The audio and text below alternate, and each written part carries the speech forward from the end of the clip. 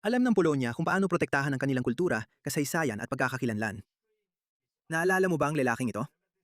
Ang reporter na ito ay sobrang pumalpak sa pagtatangkang palabasing masama ang lalaking ito. Ilan na bang mga refugee ang tinanggap ng Polonia? Wala. At ipinagmamalaki mo yan? Kung tinatanong mo ako tungkol sa illegal na imigrasyon ng mga Muslim, wala ni isa ang makakapasok sa Poland. Wala ni isa kung illegal ito. Tinanggap namin ang mahigit 2 milyong Ukrainians na nagtatrabaho at Pero mapayapa ang tinanong dito sa ko Poland. ay hindi Nabigo tungkol ang sa mga sistema illegal nito na ng imigrante. quota. Tungkol sa mga refugee. Sabi ng presidente ng komisyon na ikaw ay rasista. Parang ipinagmamalaki mo pa na wala kayong tinanggap na mga refugee. Siyempre, dahil ito ang inaasahan ng ating mga tao mula sa ating gobyerno. Yan ang una. Kaya tayo inihalal ng ating mga mamamayan. At ito rin ang dahilan kung bakit ligtas ang Poland. Ito ang dahilan kung bakit wala tayong kahit isang teroristang pag-atake. Tingnan mo ang mga kalsada sa Poland. At pwede kaming tawaging mga populista, nasyonalista o rasista. Wala akong pakialam. Ang mahalaga sa akin ay ang aking pamilya at ang aking bansa. May punto siya. Tingnan mo ito. Ito ang Poland. Ito ang Poland. Tingnan mo kung gaano ito kaligtas. Tingnan mo kung gaano ito kalinis. Ito ang racist na Poland. At nakita mo ba kung paano siya walang pakialam sa label na racist? Wala talaga siyang pakialam. Bakit ka nga ba mag-aalala? Bakit mo kailangan mag-alala tungkol doon? Dahil alam ng taong ito kung anong mangyayari kapag magpasok ka ng daan-daan libo. Sa totoo lang, milyon-milyong hindi lang iligal na migrante, kundi pati na rin mga migrante mula sa mga banyagang kulturang agresibo. Ginawa niya ang malinaw na pagkakaiba sa pagitan ng mga Ukrainian na refugee at ng iba pa sa mundo, mga hindi Europeo o hindi kanluraning refugee. Ganito ang nangyayari. Ito ang London. Tingnan mo yan. Ito ang London. At ang ipinakita ko lang sa iyo ay Poland. Hindi nagbabago ang mga taong ito. Mahalaga ang kultura. At malinaw na naiintindihan niya ni Dominic. Heto siya ulit. Panurin mo to. Bakit mo sinusuportahan ang migrasyon? Dahil gusto kong mabuhay ang magiging anak kong babae, hindi ma-rape at mapatay. Nagsisimula pa lang, magandang basahin ba ito? Sa Poland, medyo protektado ang bansa mula sa imigrasyon. Anong ibig mong sabihin sa medyo? Wala kaming illegal na migrante. Hindi lang basta protektado. Hindi namin sila pinapasok. Wala. Zero. Dahil natatakot kayo sa Pero kung hindi anong kami magiging natatakot, Europa ngayon. matalino kami.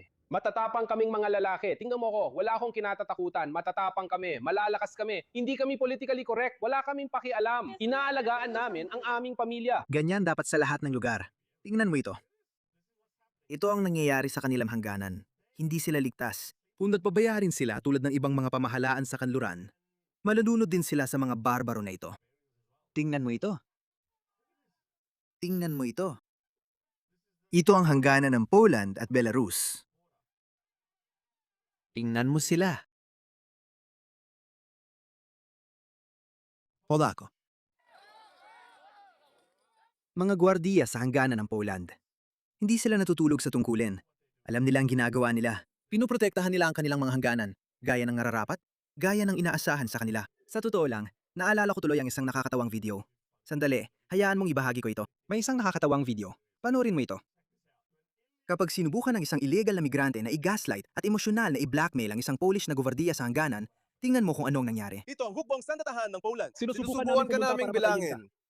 Wala kaming ginagawa. Sige, barilin mo ako. Sabi niya, barilin mo ako, barilin mo ako. Hindi, barilin mo ako. Handa akong mamatay. Panoorin mo kung anong mangyayari. Ito ang hukbong sandatahan ng Polonya. Alis na ako!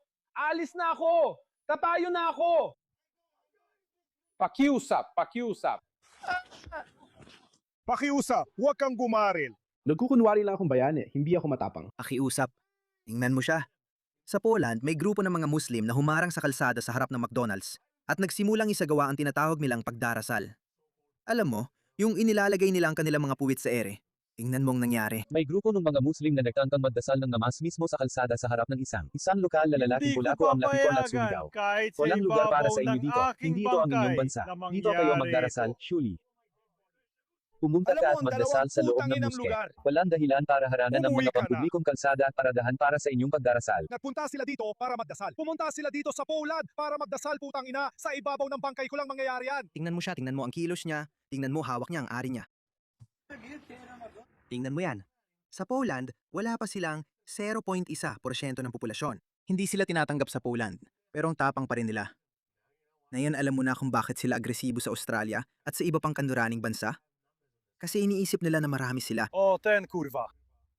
Ay isang titulo. Pumunta sila sa Poland para magdasal. Sa kalsada, putang ina. At ito ay bago pa ang this. Halika at huwag kang magbago at iniisip mo magbago, iniisip mo na magbabago ka. Pampublikong lugar ito para hindi ito pribado. May muske ka naman, pumunta ka sa muske. Umunta ka, putangina, magdasal ka. Putangina, magdasal ka sa simbahan. Hochti kuruwa tayo mo. Benjut kuriwa. Benjud? Iyan, ang pinakasikat na mura sa India at Pakistan. Benjud kurva. Benjut, mukhang Muslim. Bisita ka lang dito, putang ina. Hindi ito bahay mo. Nandito ka lang, putang ina, Benjud. Hindi ito bahay mo. Putang ina. Hayop ka, putang ina ka. Hayop ka, putang ina ka. Oh, dasong kurba mo. Oo, kailangan talagang paalisin ng mga putang inang yan. Ganyan dapat silang paalisin, putang ina. Putang ina, rasismo. Sa inyo lahat ay rasismo. Lumayas kayo dito, Holy, putang ina. nag-aalala tungkol sa rasismo. Maliit na bakla, lumayas kayo, magdasal kayo, putang ina, sa kanila ba? Mga Muslim na Ruso ba sila, siguro? Kasi nabanggit niya yon ng ilang beses. Lumayas kayo, magdasal kayo, putang ina, sa mga Muslim na Saudi dinggos. Ano ibig sabihin nun? Saudi dinggos. Disco. Pasensya na, hindi ako naaawa. Nakita na natin kung ano ang nangyayari. Kung hahayaan mo. Sheila, tak! Siya kurve, yebane mo. Diyos ko. Pero isa itong module. Hindi ako naawa. Nakita na natin kung anong nangyayari. Kapag hinayaan mo silang gawin ito, ganito ang nangyayari at kahit saan. Ganito ang nangyayari kahit saan. Tingnan mo ang Inglaterra. Tingnan mo itong nakakadiri, nakakasuya, at maruming tanawin. Marumi, nakakadiri. Sinasarado nila kahit anong kalsada na gusto nila at nagiging istorbo sila sa lahat. Kaya, magaling, Polonya. Ayos na ayos. Pero panuorin mo itong video ng isang Somali na lalaki. Sinasabi niya, kailangan nating magdala ng pagkakaiba-iba sa Polonya. Pakinggan mo ang tanga na ito. Lilipat ako sa Polonya at magpaparami ako ng 1 milyong batang Somali. Yan ang layunin ko sa buhay. Kung ikaw ay tulad ng... Ilan? Hindi ka makakahanap ng ganun karaming kambing, bro. Ibig mo ba sabihin, kung ikaw ay itim, kahit ano ka pa? Sabihin na natin galing ka sa Morocco, bro. Wala namang kaso. Kahit Arabo ka pa, wala namang problema kahit ano pa yan. Kailangan nila ng kaunting pagkakaiba-iba doon, bro. Yung mga tao sa Poland nagrereklamo na. Parang, oy, magdala naman tayo ng kaunting pagkakaiba-iba dito sa bansa. Alam mo yun, magiging masaya. Lilipat na ako sa Poland. Kaya, ang pinakapaborito nating Polish na tao, si Dominik Tasicki, na miyembro ng European Parliament, sinasabi niya, kung may nakakaalam ng detalye ng ginoong ito, paki-DM na lang sa akin. Ako mismong sisigurado na makukuha niya ang tamang pagtanggap sa Poland. Gusto ko. Pakiusap, pumunta ka doon. Sa tingin ko hindi siya pupunta doon. Walang paraan na pupunta siya doon. Tingnan mo ito. Sumisigaw ang mga Polish. Hindi welcome ang mga refugee.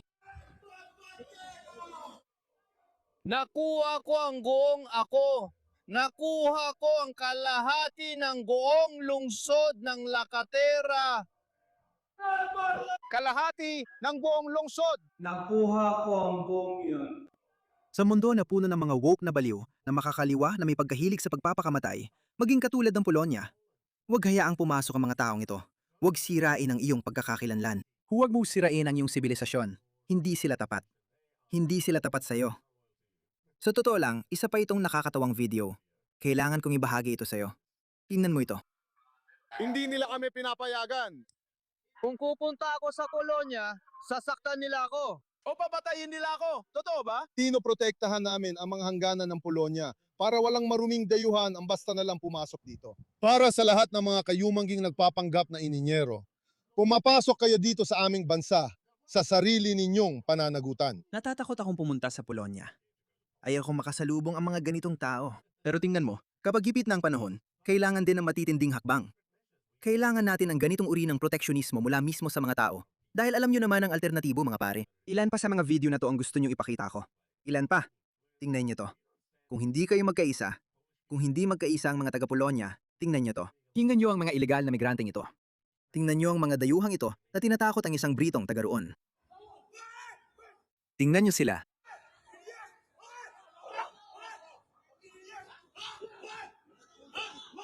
Tingnan nyo ito. Pinagtutulungan nila siya. Hindi dapat nangyari to.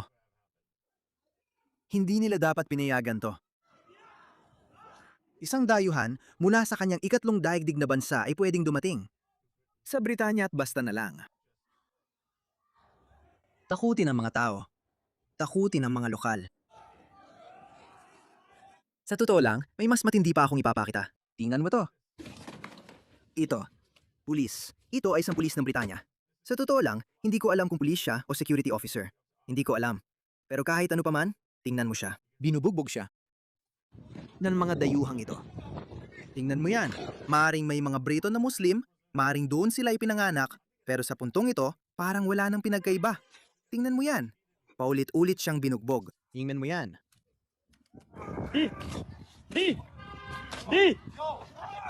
Ayan mga pare, yan na yon. Kung gusto nyong iligtas ang bansa nyo, tularan nyo ang Poland.